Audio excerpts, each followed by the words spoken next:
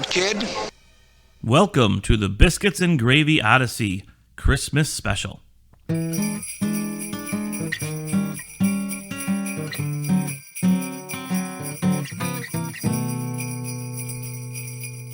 Welcome back to the Biscuits and Gravy Odyssey Christmas Special. I am one of your hosts, Chris. And I'm Dennis.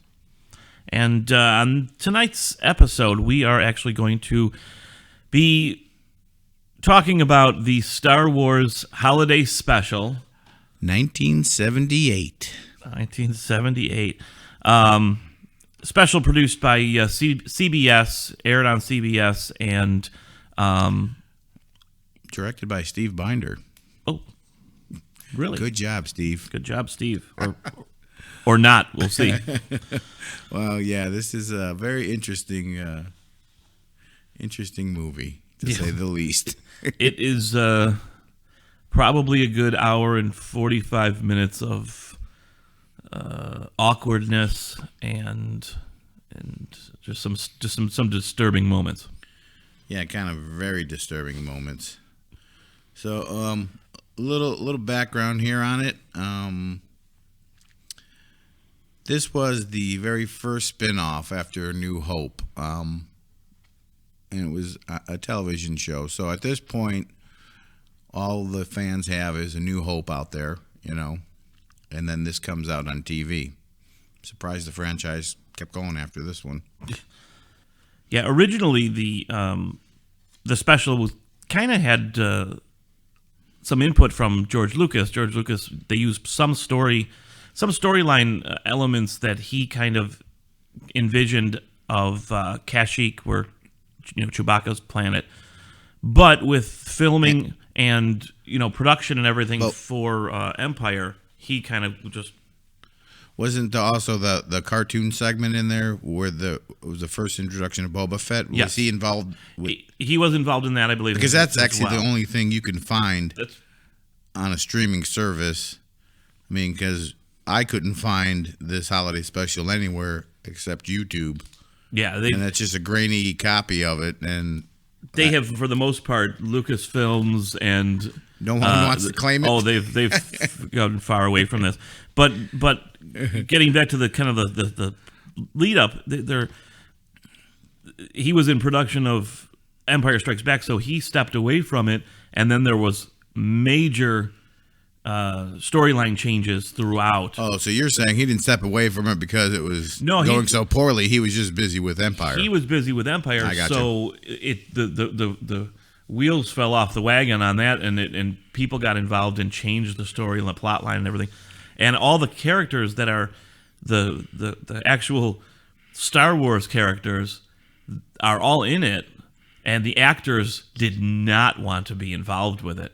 They really did not. Really? But they were contractually obligated to do this. Oh, wait. Are you talking about the main ones? Hamill, Carrie Fisher. I thought you were talking about the Art Carneys, the Harvey Korman, the Arthur. They probably jumped on it. Yeah. They probably were excited. So how do you want to do this? How do you want to dissect this? Do you want to start from the beginning and just work our way through it? I think that's the only way to do it. All right. Actually. So let's just give you some characters here. So there's Chewbacca. There's his wife, Mala. His son, Lumpy. And Chewbacca's father, Itchy. Itchy and Scratchy. Well, it's just Itchy here. And then you got, Luke Skywalker, Princess Leia. Some other stuff we'll talk about as we go along. But those are the main characters. And the movie starts out with the premise of Chewbacca trying to get back home for Life Day, which was, the best I can tell, their version of Christmas. So it starts out with Han Solo and Chewbacca flying the Millennium Falcon. The aluminum Falcon? What's that? And, he's trying to get home. And they're getting chased by, what were they getting chased by? Star Destroyer? Yeah. Yeah, I think it's Star Destroyer. Star Destroyer.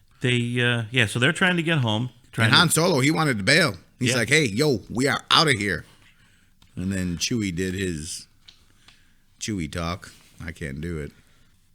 But Han Yeah. promised Chewie to get him back to his planet, to get him back to his family. So they're trying to get back there. And then we cut to Life. on Kashyyyk in Chewbacca's house. Okay, and I just want to say, the first thing I thought when they went to the very first scene of them in the house, it is staged up like a 70s sitcom living room, and Mala is sitting there wearing a housewife apron, like she's it's like it's got some crappy ass green rug in there, and it is serious 70s deco with some space stuff put in. And what I really loved was, I think one of the first scenes was Mala yelling at Lumpy to take the trash out in a trash can that looks just like a Rubbermaid trash can from today. And I'm sure it was just a Rubbermaid trash can that they had. But funny enough, though, that special was at the time like the most costly television specials that had ever. I mean, they spent like $1 million on that. No, they didn't. Special. Yes, they did. Wow. Yes, they did. Someone got paid. Someone got paid. Someone ain't making money off it now, though. Yeah, not many royalties afterwards, but they got paid initially. So we start out there in Chewbacca's house. They're trying to get a hold of Chewbacca, and they never actually talk to Chewbacca at this point. No. They do get a hold of, somehow, they can't get a hold of the Millennium Falcon, but they get a hold of Luke. Fixing his X-Wing with R2. Right. Because these are all cameos. The any of the scenes that have the core characters are like cameos filmed on a set somewhere else, nowhere near the rest of the people that are in this. They didn't want to be near it. They were nowhere near it. It was, so they're always just talking to them. The only one that actually shows up on that set is Han Solo, but we'll get to that later. Yeah, right. So in the intro part, where you're seeing the day-to-day life of the Chewbacca family, one of the first things that jumped out at me, other than, I mean, Mala looked okay and Lumpy looked okay as far as a Wookiee goes, but Itchy, the father, well, his fur was all white, which, okay, he's an old man, but his lower jaw, what the hell was up with that? That thing come up, he talked about an overbite. This was like an underbite, He had man. the worst underbite I've ever seen. It was scary. It didn't look like a Wookiee. It looked like some kind of horror movie crap. It really, like, whoa. It really did. So then we get into, there's a weird scene right there where they have this table, which almost looks like kind of looks like the table on the Millennium Falcon, where they're playing the 3D chess, where they're playing the chess on. But, that was. But so Lumpy starts turns this thing on, and all these doesn't his grandfather Itchy bring him like a video cassette to plug in? Oh yeah, he does. He gives him something and it plugs into it. Okay, kid, I'm gonna let you watch this video. Yep. Yeah. And all these acrobats show up on this thing, and they're doing all these Circus Olay, Circuit 1970. It was on Kashyyyk. It was very bizarre. It seemed like maybe you might have needed being in some altered states to enjoy it or something, because it was very odd, but not even nearly as odd as this is going to get. Lumpy really enjoyed it, though, it seemed. Yeah. Oh, he was having fun. And it kind of went, like the pod race, it kind of went a little long, don't you think? I mean, it was like... Each different segment in this thing went way longer than it really needed to. Okay, and I have to address this here real quick. Why would Chewbacca name his son Lumpy? I have no idea. What the heck was that about? Maybe that's because his dad's name was Itchy. Yeah, probably. Okay. And I think I might know why his name was Itchy. Oh. But we'll get into that too. Yeah. Okay. So that whole sequence ends, and Lumpy's super happy watching this weirdo acrobat stuff. And then they cut to Mala cooking in the kitchen while she's watching a TV program. Someone showing her how to cook, and she's trying to follow along with the person. And so then they pretty much cut to the show she's watching, and it happens to be Harvey Korman dressed like a sixth arm cooking lady? Yeah. She had like 6 arms? Yeah. Well, she started out with 2 arms that you could see. Two.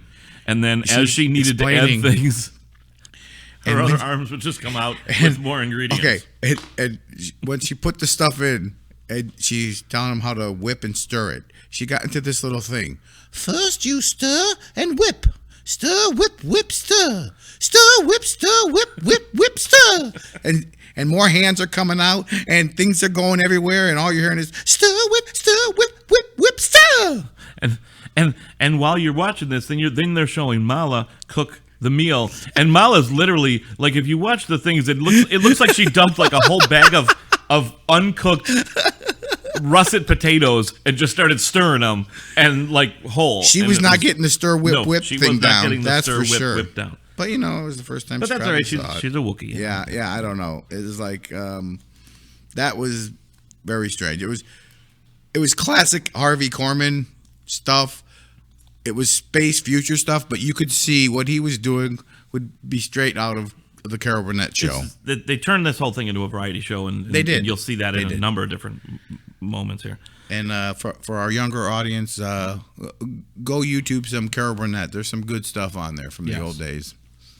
So from there, what I think happened is this. Then they jump to, wasn't that they show this Sandan character who is played by Art Carney from the trader, trader guy. He owns a trading shop. And yes, and so he's kind of like the place where you would order. He runs the general store. Right. So if you were on Kashyyyk there in that area, you would order any of your stuff through him. And he's coming over to drop off some stuff. But he's in his shop. Yeah. Someone comes in, an Imperial soldier officer comes in, and he's showing him some things that he's got in, and it's real corny little jokes. It was kind of for the comic relief, because like the whole first scene that we talked to, other than Harvey Korman, all the correspondence between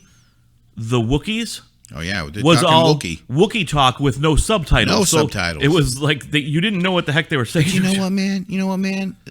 You could just read their body language and know what they were talking about. You know what I'm saying? Well, you know what? In some situations, like when Chewbacca comes home, then they're talking the language of love. Oh yeah, but they didn't show that part. No, they didn't. No. But no, you didn't know what they just grunt at each other, and and nobody knows what you're talking about. Right. So they throw the Art Carney scene in. And he's kind of comic relief, and he's making all these little jokes about stuff. So he's showing this Imperial officer some different things that he has for sale in his shop, and then he ends up going over to the Chewbacca's house to see. Does Chewbacca have a last name? I don't know. So we just got to say Chewbacca's house. I think it's just Chewbacca's house. Yeah. Okay. Yeah, so he goes over there with his bag of goodies, and he's handing them out. But before he gives Mala hers, he pulls it back. I can't even remember what it was. I can't remember. Oh, that was that machine that later on. Yes. But anyway, we'll talk about that in a minute. But before he hands it to her, he pulls it back. He's like, what are you missing? Forces her to give him a kiss for it. What does Daddy like? Very, very awkward. Yeah. Very awkward situation there. Especially in today's day and age. Right. So anyway, so he hands out everyone their stuff. Okay. He gives Lumpy this. It's like a transmitter kind of kit. Oh yeah, looks like something you get at Radio Shack back in the day. Yeah. And you'd build something with it. But he gives him this transmitter kit that he runs up to his room with. Right away. And then gives our Mala her little device, TV watching. It looked like a computer, which comes into play later. But then, this is the good part. he gives Itchy something real good, pulls him off to the side and says, "You're really going to love this. Wow, wow, wow." Just like Art Carney would do. And then, well, I'll tell you what. Why don't we go to a break and we'll talk about what he gave Itchy when we get back. Yep. All right. We're going to take a quick break here, and then we'll be back in a minute. Hello, I'm Jed Davenport. And I'm Amos Davenport.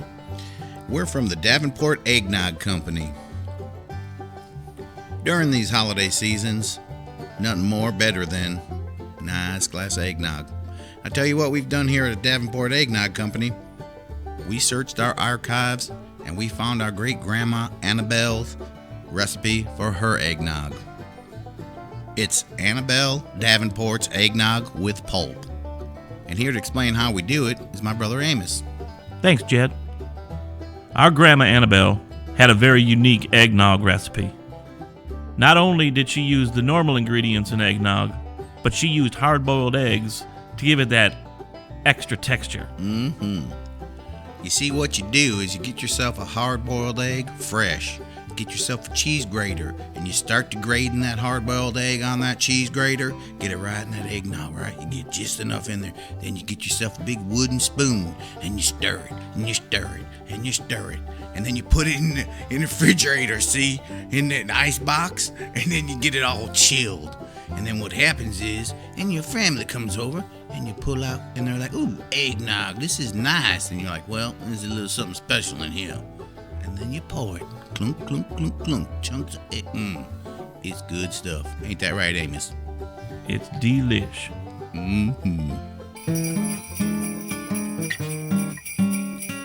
Welcome back. And, this is probably one of the most bizarre parts where we're going to with Itchy, would you say? This is the most bizarre part of the entire movie. Yeah, because it borderlines, do we say pornographic? All right. It definitely is. So go ahead and tell everyone. Okay, well, Set it up again. Sandan's gift to Itchy was this card that went into a chair that they had there at the house that Itchy sat in, and then this thing came over his head. Looked more like one of those old virtual reality. It's virtual reality. It looked more like one of those old hair dryers like my mother had when I was young. No, that's actually what it was. But it was actually supposed to be like a virtual reality machine. Yeah, right. So he puts this card in there, and he taps him, and he's like, "Oh, you're gonna love this!" Like, oh, gonna give him like a boom kind of, and he puts this card in, and then you see what Itchy is seeing in his virtual reality kind of head thing, and it starts out okay. It's like some kaleidoscope type thing. There's like stars and stuff, and then it rolls into Diane Carroll, who's one of the stars of the movie. She starts fading in. She right? starts fading in, and she's talking in this soft voice to Itchy, and she's like, "Hey, I know you want it." Maybe not quite that, but no, I think she said, "You want it." She's like, I've been waiting for you. She's like, I'm in your mind. I can tell what you're thinking. I know what you want. Can you tell what I'm thinking? And all this, it gets into this, and she's making like, oh yeah. That's right. And then they cut to him in the chair, and he's like going, like he's like moving his mouth and like making these. It's so odd. If he had pants at that point, he'd be unzipping them. I mean, really, we ain't gonna pull punches. No, we ain't. It's horrible. It's just horrible. And you're talking. This was prime time in like 1978, prime time CBS. And this was, and then she starts singing, and it kind of recovers a little bit. But what she's singing is this seductive, yeah. And it goes on again. It's another one of those moments where it goes on for way too long. On top of the fact being completely, do the kids awkward. call that cringy nowadays? If there were kids, if our kids nowadays were around then it would have been cringy. That the whole thing would have been cringy. God. I mean, when I first started watching that, I'm like, what is going on here? Because that was straight up. She was seducing him. It was totally like virtual pornography. sex. It was terrible. Yeah. I mean, there was no nudity or nothing like that, but No. it was there. It was happening. We saw it. She was wearing like this glittery like bathing suit kind of. Yeah. It was. And she's laying down like on her side, singing to him and stuff. Mm-hmm. So awkward. Yeah. So awkward. Very awkward. And yeah, I don't know. I don't know what else to say about that. I mean, that alone, people, if you don't want to watch this entire thing, you just need to watch that scene because it is like creepy. Yeah, real weird. So then when that scene is over, I think Itchy had a cigarette, I think, or he definitely had a cigarette, a Kashyyyk cigarette. Yeah, he's leaning over the balcony smoking a cig, and again, that's where I think after a moment like that, I think that's where his name of Itchy came along because I think he's got some picked up some stuff. Yeah, I'm thinking he picked up something somewhere. Some space crabs or something, making him a little. Is itchy. that a thing? Space crabs? I'm not sure. I don't know. Okay, I'm not sure, but I'm guess that Itchy would have got some. Yeah. So, and I don't know. We're probably maybe not even a half hour into the movie when this takes place. Probably. It's not that. There's a bunch left after this. Right. So from that little pornographic scene, I think we switched to the stormtroopers and Imperial officer come in and search the house for rebels. So they're searching for I guess they feel that Chewbacca is a potential rebel. Yes. Insert the drama. So the Imperial soldiers come with or the Imperial officers with a couple of stormtroopers, and they're going to search the place, and then Art Carney is still there. Yeah. And so he's trying to talk to the Imperial officer, and explain what everything is because you can't understand anything Mala is saying because she's a Wookiee and right. And the gift that he gave her for the kiss kind of looked like an old school computer, where the monitor and the keyboard were all one, right? Didn't it look like that? Yep. And it's sort of opened up. Yeah. And then so they're curious as to what this thing is. So it's some kind of rebel device for communicating. They want to take it. So Art Carney says, "Wait a minute. If you want to see what this is, let me show you how it works, so you don't break it." So he opens it up, puts it at the table, and he lets the officer sit down, and he turns it on for him.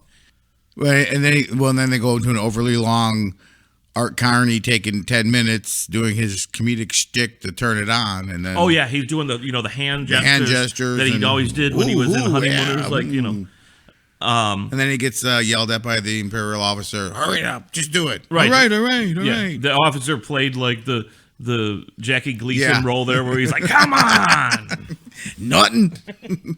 So he gets it on there, and the Imperial officer is going to start watching the thing. Well, it comes up, this music starts playing, and it's a little trippy at first. Amazing special guest. It's the amazing special guest of Jefferson Starship.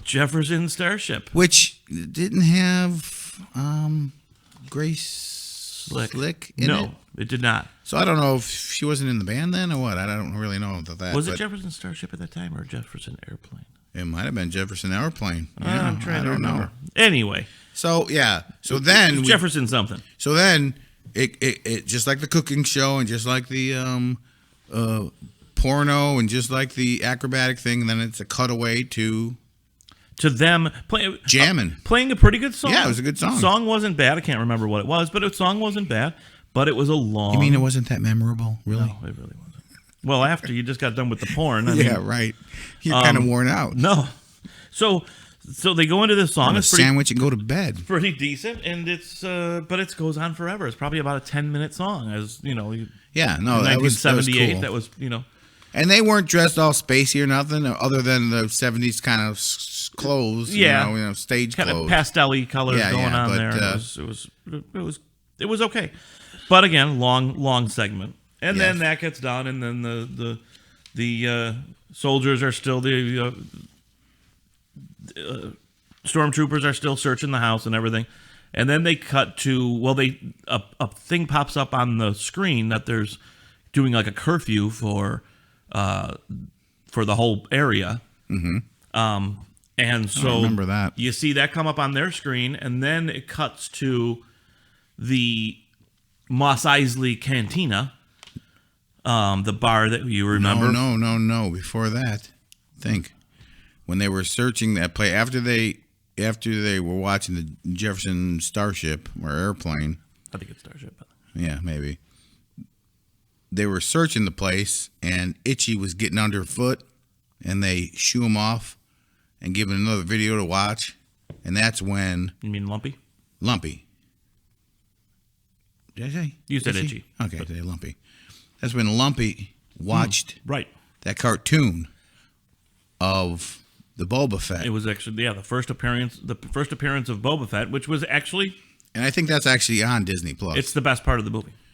Yeah, I mean, it's a weird animation, but it's pretty cool. But definitely the best part of the movie. So, which, again, that was a big segment of that movie, too. It was probably another 10 minutes for that. Yeah. Like I said, you could check that out on Disney Plus, I think. I think it's on there. So, after that, then they cut to the Mos Eisley Cantina. This whole movie is like a variety show, a back 70s kind of variety show, like a Carol Burnett kind of thing. So they cut over to the Mos Eisley Cantina, and who's the bartender? A character named Akmina, played by B. Arthur, that you would know as Maude or Dorothy from the Golden Girls. And when they did that clip over to that, do you remember they were showing outside scene clips? Like from the... And it was all clips that didn't make the movie A New Hope. It was all the cut scenes from there that they added. Because you've seen in the, after now you can see edited scenes and throwaway scenes. And so you've seen these scenes, but back then you didn't. And they just put all these cutting room floor scenes from outside, Yeah, I don't know how they paid $1 million for this thing, because the only sets that they actually had to use was like the inside of Chewbacca's house and the cantina, which was like we talked about, a straight up 70s deco living room, which they could have just found anybody in LA where they were filming this to just, hey, can we use your living room and make this Chewbacca's house? Yeah, right. All right, so then we get into the cantina. Right, and it's just a cantina scene, and two main stars in there are B. Arthur and Harvey Korman. Yeah, I know. And Harvey Korman has got it bad for the bartender B. What's the bartender's name? What was her name? Akmina. He's got it bad. He thinks she's in love with him, and he keeps trying to get her attention, and she keeps getting pulled away, and that's when that thing came up on the screen. What was that? They have the announcement about the curfew. The curfew, yeah. So that comes up, and then she breaks into song and dance about having one more round, one more drink. Closing time. Yeah, straight up. Time for you to go home. Yeah, a little semisonic moment there where she's... Except it wasn't as cool. No. So this whole time, Harvey Korman, I don't know what his character's name was, because he's not the same character. That I don't know. He plays like 3 different characters. Yeah, right. So he's trying to pick her up, and he knows she loves him because of what she has said to him. And when she finally starts getting people to leave, as they start leaving, she says, "Come back soon. I'll be waiting." And that's the line that Harvey thought she used just for him, and he took it to heart. So that'd be like, the girl said hi to me. She must like me. Kind of same thing, right? Pretty much. That's how he took it. He totally thought she was in love with him because she said, "Come back soon, I'll be waiting." And then he heard her say that to like every other person in the place. Yeah, but see, the weird thing on this part too. So up to this point, everything's kind of been spun off of the Chewbacca household, and now this scene is just to showcase her singing, and it's not nothing to do with, because the whole show was set up as like a variety show. Yeah. Just to showcase, just a 70s kind of Carol Burnett style variety show where they would sing and do different things. And that's what it was. So then that scene ends, and then they cut back to, well, at some point in here, and I can't remember if it was before this cantina or scene, or actually a couple scenes prior, they do talk to Princess Leia as well. Another cameo. Oh yeah, over the TV screen. Where was she? She was somewhere with C-3PO. And where were they? I can't remember. I don't even know. There was like an office. She was sitting at a desk, looked like she was typing on a typewriter, like a typewriter, That's like right. like a brother typewriter. She was sitting there, like trying to get the ribbon in there. Oh my God. And so she's like trying to calm Mala down that Chewbacca is gonna be there and blah blah blah. Oh yeah, girl talk. That's right. Again, it was just a little cameo, not really part of this movie. She's just at a stage somewhere else shooting a little, and it was literally like just an office desk in a blank room. So it was just somewhere that they found a room with a desk in wait a minute to now. film her. So that means out of the core three, Han Solo was the only one actually on set. Actually on set, and actually he hasn't even been on set yet. You wouldn't even know he was on set. Not yet, but because he could have been filmed somewhere else. We'll get to that, but the funny thing is, out of the three of them, he was the one that probably wanted out of that the earliest. Yeah. Of the whole Star Wars franchise. Right. And he's the one that's actually... And he was the one that became the biggest star out of the three of them, he too. He did. Outside of Star Wars. But... so maybe they should have been in it a little bit more. Maybe. But he was the one that actually had to show up maybe on this that was the movie, horrid set. Maybe this was the movie that catapulted his career. Yeah, I don't know about that. Well... He still had something because it didn't hold him back, because that was, I don't know. So that's just another thing. And so then after the cantina, right? Then they show us back at the Chewbacca household. At the Chewbacca household. Before we go back into that next scene there, which is almost this is where the exciting action happens. It's the closing scene here. We're going to take a short little break. We'll be back in a minute. Hi, folks. Are you like me? Do you like Christmas music, but not that much? Does it get a little old, every song, hearing the same 10 Christmas songs over and over again? Then why don't you tune in to WCRP 420.85 and a half? We guarantee a Christmas song every 8th song. WCRP. We play the classics like Led Zeppelin, AC/DC, Pearl Jam, Tom Petty, The Doors, The Stones, Metallica, and Bing Crosby. It's beginning to look just a little bit like Christmas here at WCRP.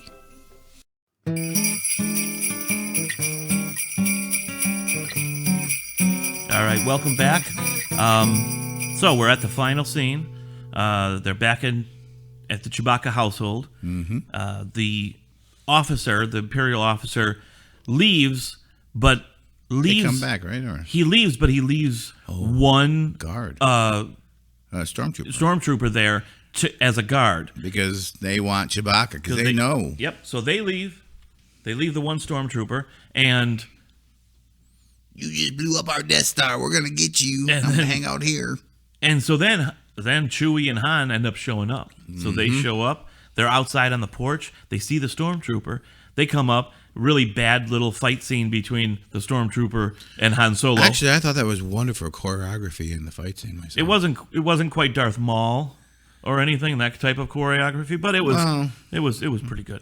So little fight scene between them. Han Solo throws him off, as you know in Kashyyyk, know from the other movies. They're tree houses. So he throws him off that one guy, Treehouse Builder. He would love that place. Oh yeah, is that what it's called, Treehouse Builder? The Treehouse Master, I think. Ooh, yeah, he would have loved it. That's his. He loves trees. That's his official title. Oh, okay. Yeah, I'm not sure if he's knighted as that or anything, but it's Treehouse He Master. would have loved it. But anyways, go ahead. So he throws him off of the railing, over the railing. Was it the classic? What's that scream? It's got a name. I forget the name. Yeah. The classic. And that's in a lot of the Star Wars movies. Yes, it is. They use that a lot. If every one of them. We'll have to look into that. So he throws him to his death. And then goes inside, reunites with all of them. And the funniest part was at this point, Sandan, Art Carney's character, is back. Yeah, he's there. back. And because he knows Chewbacca's away, and he's wanting those free kisses from Mala. Yeah, so, you know what I'm saying? So up on the TV screen, to kind of end this little scene, up on the TV screen comes one of the Imperial officers. What's going on? Where's the stormtrooper? He's not at his post. TKO 4. Why aren't you reporting? So, Sandan tells the stormtrooper, or tells the Imperial officer, that the stormtrooper tried to rob them and ran off with their stuff. And the Imperial officer says, Okay, sounds good. We'll look for him. Thanks for your help. Okay. What the hell? They stayed there searching the kids' toys. This is the Galactic Empire. For the Galactic Empire. 3 hours, and then... And just because some traitor, Art Carney, tells him he ran off. And he robbed me from my stuff. Okay. Yeah. So that was the end of that. And then they cut to the Life Day. No, wait, before that... did I miss something? No, you didn't miss some, but there's some good chewy Mala hugging, and you could tell there was some... I've been away, blown up Death Stars, baby. Yeah, they would totally would have been... They totally would have been making out if it wasn't for the fact that they didn't need no virtual reality. That their costumes were so horribly made. Yes, correct.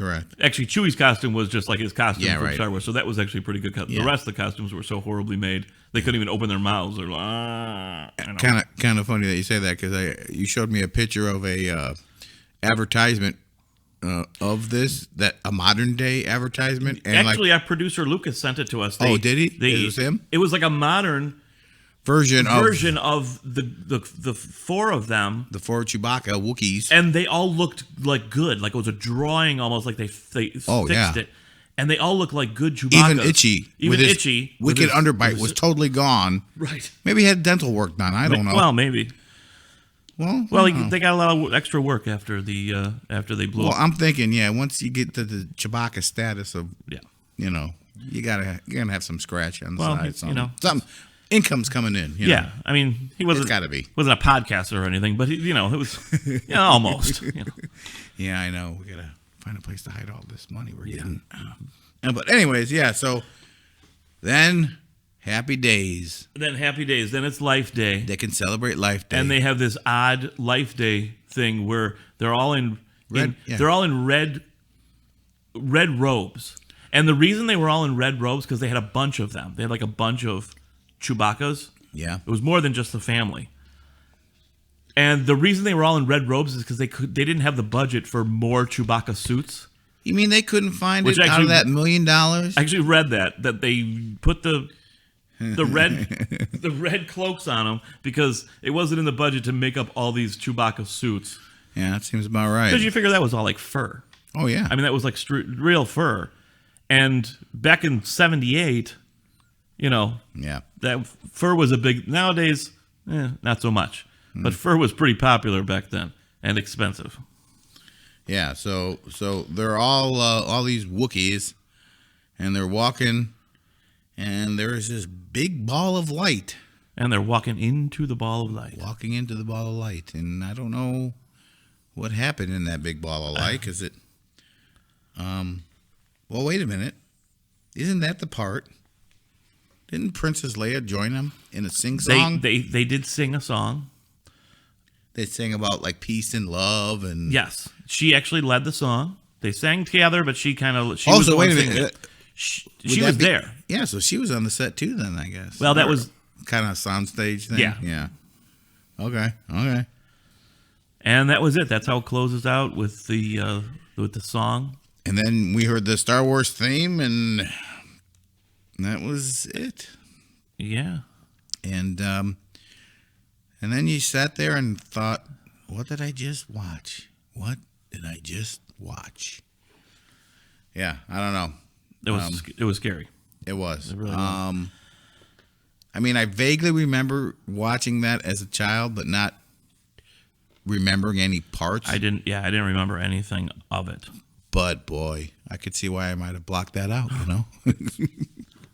Probably left nightmares for a while. Yeah, I don't know. It was definitely different. I do recommend watching it or trying to get through it, even if you scan through it and just watch parts. Because, boy, it's something. It'd probably help if you had a couple of, maybe a Big Log whiskeys or something. Oh yeah, you under definitely your belt. need some Big Log whiskey for that. But yeah, that would definitely help. But definitely do watch it. All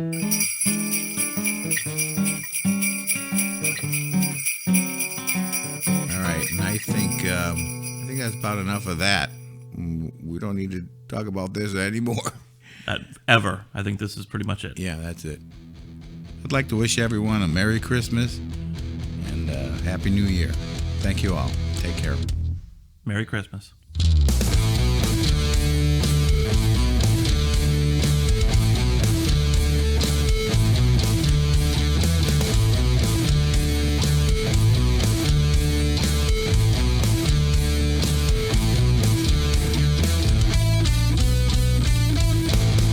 You'll shoot your eye out, kid.